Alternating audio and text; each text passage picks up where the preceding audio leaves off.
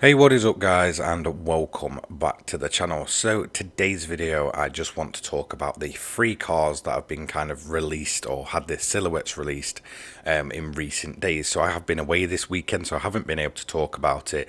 So maybe by the time this video does go up, we might have the official trailer for update 1.22. But this has been made prior to that, so I just kind of want to talk about what these cars are, and really, are they worthy additions to Gran Turismo 7, or are they just kind of filler content that we'll probably use once and then never touch again?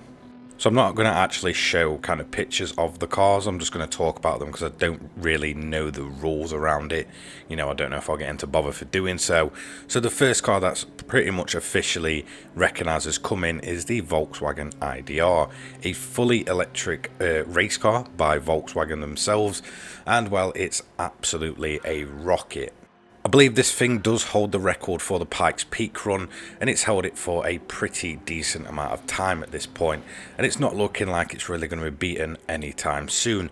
Obviously, Volkswagen put a lot of kind of emphasis on this car. You can see it running at Goodwood and all that good stuff, and it is literally insanely fast and very much looks like it's going to be a worthy addition to Gran Turismo 7. But then if I kind of look at it from another perspective of what people are kind of, I guess complaining about when it comes to this car, is it's fully electric, and there's a lot of people within Gran Turismo 7 that just do not want to see more electric cars in the game. Now, I'm actually kind of the opposite of that. I am more than happy to have electric cars in the game if they're worthy additions, and in my opinion, this is definitely one of those worthy additions. There were kind of, people thinking it was either the Bentley Speed 8 or I believe one of the Toyota Le Mans cars from back in the day. No, not at all. If you kind of look at the rear wing and where it slopes up on this silhouette, you can quite easily make out that is the Volkswagen IDR, and I am very happy to say that, it's going to be worthy to be in the game. Now, do I see it as a kind of car that'll be worth, making money with? I don't really know, because if you kind of look at the rest of the electric cars, they're very quick to kind of just run out of battery, and they're not really too worth using in that kind of sense. So I don't know where it's going to fit in long term into Gran Turismo 7, but in terms of flat out pace, I think this is definitely a worthy addition. I do hope that, it is as usable as something like the Pikes Peak Suzuki has been since that entered, and that we can sort of, earn that money back that we put out on this car. But definitely I see this as being a very worthy entry into the game. So next up is the Porsche Spider. This is the Vision Gran Turismo version, and well, this is the one that we already know what it looks like, and it does kind of, what I've said in a previous video, lead to that disappointment of, there was 3 cars coming in this update, and one of them we already knew. So it was only really 2 cars that we had to put guessing work in.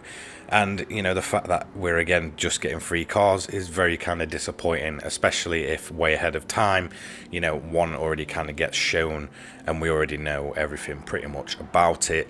So this one, yeah, okay, there's not really much hype, and people are very kind of disappointed that, again, it's going to be another electric car. Me, personally, yes, it does kind of worry me that this is going to be one of the, I guess, weaker updates in terms of car. We're going to have obviously 2 electrics, and then very much one kind of normal road going car, which we'll talk about soon. In terms of looks, personally, I like the way it looks. It's very much a throwback to Porsches of old, if you remember those old Spider race cars and such from way back in the day. So in general, I think it looks good. I think it kind of looks more, I guess, unique in comparison to the normal standard road going version. But if it's anything like the road going version, I can see this car pretty much being very much useless in kind of the long run of Gran Turismo. I feel like this will be maybe a car that a bunch of people will just pick up and maybe use once to say they've used it, and then it'll probably just collect dust in a garage, and it's probably going to be the same for me. Hopefully I'm kind of, surprised, and there's some decent events where we can properly use it and, actually, I guess earn some of that money back. But yeah, I mean, in the long run, I don't really see this being, I guess, the most usable car or the most used. I don't think we're going to see too much on this car. I get, Gran Turismo and Porsche have got this thing going off at the minute by the look of it, but I genuinely don't think it's going to be, too much of a car that most people are going to use. I genuinely, like I said, do see this being a car that won't get much use at all. So for me, this is probably the weakest one of the whole update. Then we have another one that we don't know anything about. So this one was kind of really speculated at first. People couldn't really make out what it is. But I think it's universally accepted that this is going to be another Sylvia coming in the form of the S14. Now, a lot of people at first were like, oh, that's definitely a prelude. But no, it's not. You can just kind of tell by this sort of shape, if you really look closely, that it's definitely an S14 Sylvia. And I'm pretty much in agreement with everyone else that's saying it's an S14. And again, it's kind of, it's a very, very good car. It's one that's going to hopefully offer a lot of customization. Very good for kind of just drifting about, or if you want to do car meets and stuff, or just kind of show off, custom work. I feel like this will be probably the most popular of the bunch, especially for, those guys that are absolutely into JDM and all that stuff. But in terms of it being a useful car, I don't really see it, to be honest. I feel like it's obviously a not very powerful car from standard, so it'll be one of those that we kind of upgrade. Do I see it being a car made for, grinding or anything like that? I feel like we'll get a couple of builds out of it, but then again, it's possibly one for a bunch of people that it will just go back in the garage and not really be used. But for those people that are like hardcore into JDM, I feel like this thing will be in a bunch of drift montages, or, absolutely shown off as being one of the best custom cars in the game. So yeah, I do feel like it is, a worthy addition, and it's kind of catering to those people that wanted those, I guess, less powerful cars. But at the same time, it's another Sylvia. We've already got them in the game.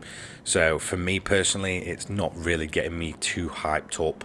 I can't really sit there and say like, yes, I'm absolutely, over the moon for this. The fact that we've already got a bunch of different types of Sylvias, or sorry, different kind of versions of the same Sylvia, as well as some of the older ones.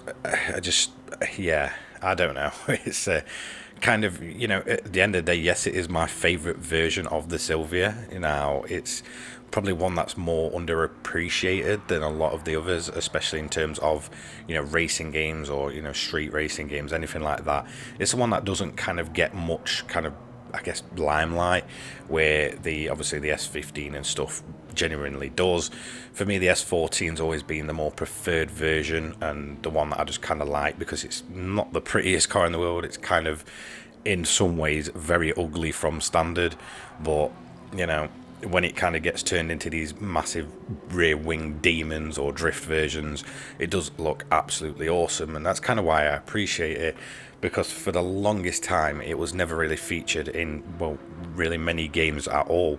So to see it do, kind of make that comeback into Gran Turismo, then yes, I am very much like sort of, excited to see it.